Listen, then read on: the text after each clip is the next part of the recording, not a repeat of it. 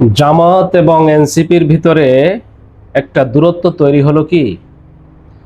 কারণ জামাত এনসিপিকে নিয়ে আগামীতে হয়তোবা রাজনীতিতে একসাথে রাজনীতি করতেছে না, অর্থাৎ জামাত এনসিপিকে বয়কট করেছে, অনেকটা এরকমই। কারণ স্থানীয় সরকার নির্বাচনে এনসিপি এবং জামাত ইসলাম তারা যৌথভাবে নির্বাচনের যে সিদ্ধান্ত, এটা হচ্ছে না। জামাত ইতিমধ্যে তারা জানিয়ে দিয়েছে তারা এককভাবে নির্বাচন করবে, এবং এনসিপি তারা যদিও কিছুদিন আগে আমরা দেখেছি জামায়াতের কাছে তারা দাবি করেছিল ঢাকা দক্ষিণ সিটি এখানে নির্বাচন করতে চাইছিল এনসিপি, এবং উত্তর সিটি জামাতকে দিতে চাইছিল। কিন্তু জামাত এবং এনসিপির যদি রাজনৈতিক অবস্থান আমরা বিবেচনা করি, তাহলে সেই তুলনায় জামাতের তুলনায় এনসিপি একটা ক্ষুদ্র রাজনৈতিক দল। কিন্তু এনসিপির কিছু কিছু নেতাকর্মীদের আলোচনা ঠিক এরকম যে বর্তমানে তারা নাকি বিরোধী দলের ভূমিকায় তারা এখন অবস্থান করতেছে। জামাত নাকি তাদের কথায় উঠে বসে চলে, অর্থাৎ জামাতকে নাকি তারাই কমান্ড করতেছে। এই কারণে জামাত এনসিপিকে মূলত আমরা মনে করি স্থানীয় সরকারি যে নির্বাচন আসতেছে, স্থানীয় সরকার নির্বাচন, এখানে তাদেরকে একা নির্বাচন করতে দেওয়াই উচিত। তাহলেই এনসিপি বুঝতে পারবে তাদের জনপ্রিয়তাটা আসলে কতটুকু হয়েছে। যেই জামাত ইসলাম এনসিপিকে আজ পর্যন্ত এই রাজনৈতিক দল গঠন করা থেকে শুরু করে আজ পর্যন্ত যতটুকু তাদের অবদান আছে, এই জামাতের অবদানের পরে, জামাতের উপরে নির্ভর করে এনসিপি আজকে আগাইছে। অথচ এনসিপির কিছু নেতাকর্মীদের আলোচনা কথা এমন মনে হয় যে তারা এই জামাতের সাথে জোটবদ্ধ হয়ে তাদের জামাত লাভবান হয়েছে, কিন্তু তারা লাভবান হয় নাই। অবস্থাটা এরকম।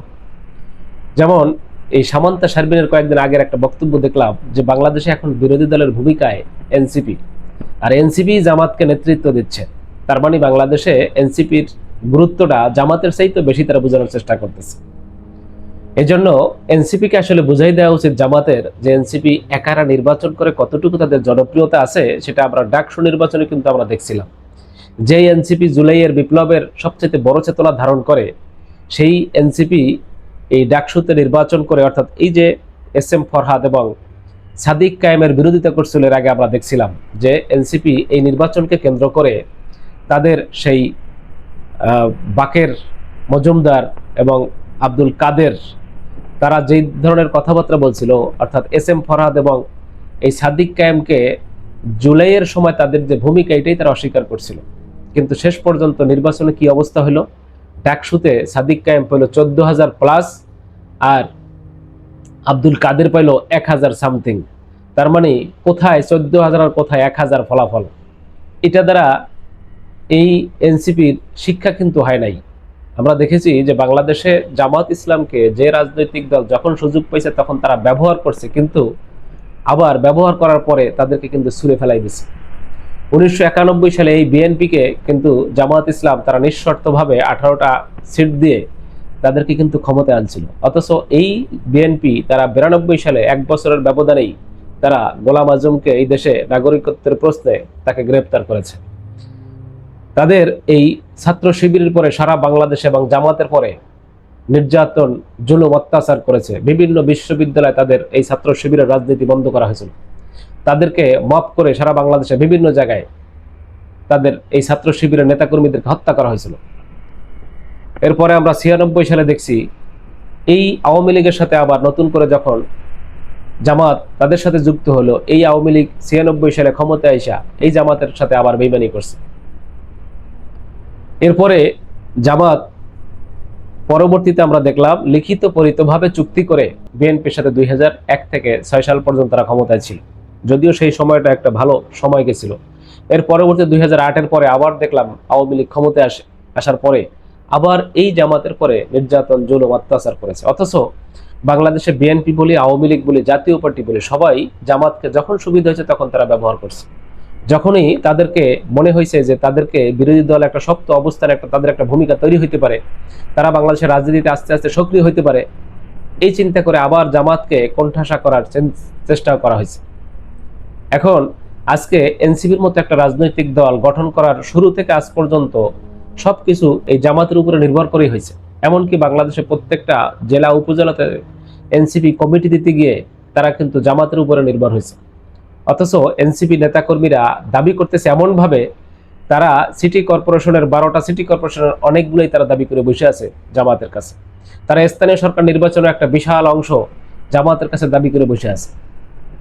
যে কারণে জামাত বুঝতে পারছে যে এনসিপির সাথে যদি তাদের একসাথে নির্বাচন করে, তাহলে এনসিপিকে একটা বিশাল একটা তাদের দাবি দেওয়া অনুযায়ী অনেক কিছু তাদেরকে ছেড়ে দিতে হবে, এবং এটা জামাতের জন্য একটা ভয়ঙ্কর হুমকি স্বরূপ।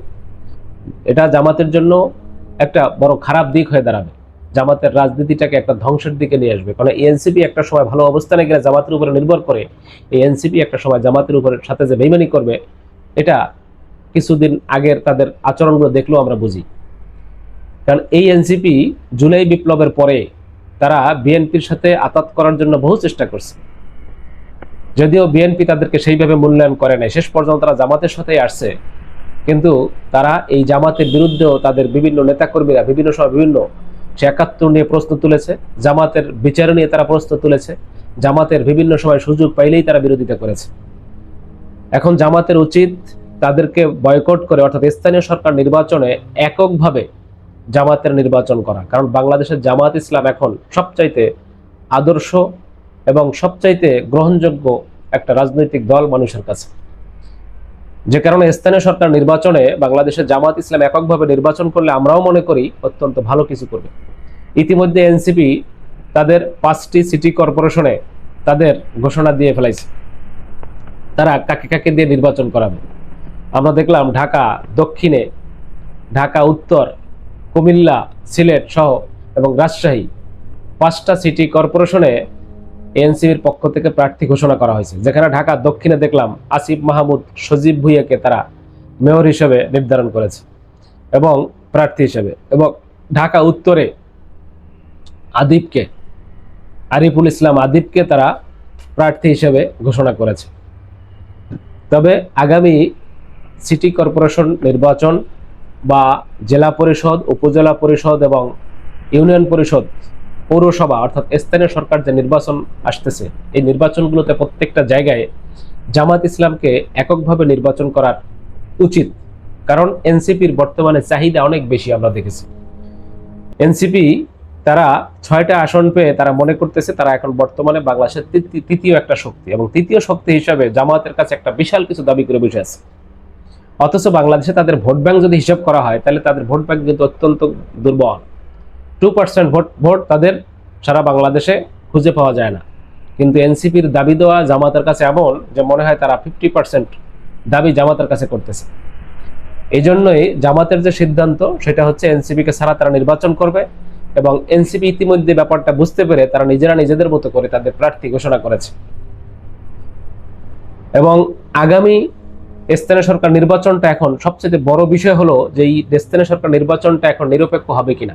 কারণ বাংলাদেশে যেই নির্বাচনের মাধ্যমে বিএনপি এখন ক্ষমতায় এসেছে, সেই নির্বাচনটাতেই একটা কারচুপি দুর্নীতির ডিক্লেয়ারের মাধ্যমে তারা ক্ষমতা এসেছে, ইলেকশন ইঞ্জিনিয়ারিং এর মাধ্যমে।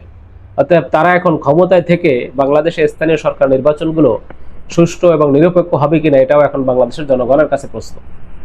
এখন বারবার যদি জনগণের সিদ্ধান্ত নিয়ে বিএনপি এই ধরনের সেই আওয়ামী স্টাইলে তারা চিন্তা ভাবনা করে, আওয়ামী লীগ যেভাবে বাংলাদেশে 14, 18, 24-এর মতো নির্বাচনগুলো তাদের মতো করে নিজেদের মতো করে সাজাইছে, এখন যদি বিএনপিও তাদের নিজেদের মতো করে স্থানীয় সরকার নির্বাচনগুলো তারা করতে চায়। ইতিমধ্যে আমরা দেখছি যে স্থানীয় সরকার নির্বাচনের আগেই তারা বিভিন্ন জায়গায় তাদের প্রশাসক নিয়োগ দিয়ে দিচ্ছে।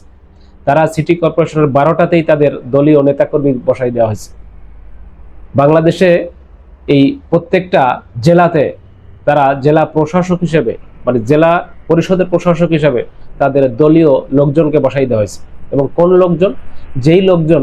যেই প্রার্থীরা বাংলাদেশে 12ই ফেব্রুয়ারি নির্বাচনে বিপুলভাবে জনগণ তাদেরকে প্রত্যাখ্যান করেছে, সেই প্রত্যাখ্যাত, পরাজিত সেই সমস্ত প্রার্থীদেরকে আবার জোর করে জনগণের মাথার উপরে আবার বড় পদ দিয়ে তাদেরকে বসাই দেওয়া হয়েছে। তার মানে জনগণের সাথে একটা বিভ্রান্তি করা হয়েছে। যেই জনগণ যাদেরকে প্রত্যাখ্যান করেছে, সেই পরাজিত শক্তি, সেই পরাজিত প্রার্থীদেরকে আবার জনগণের মাথার উপরে আবার বড় করে একটা দায়িত্ব দিয়ে তাদেরকে বসাই দেওয়া হয়েছে। তার মানে জনগণ চায় নাই, তাতে কি আসা যায়? জনগণের উপরে জোর করে বসাই দিয়েছে বিএনপি।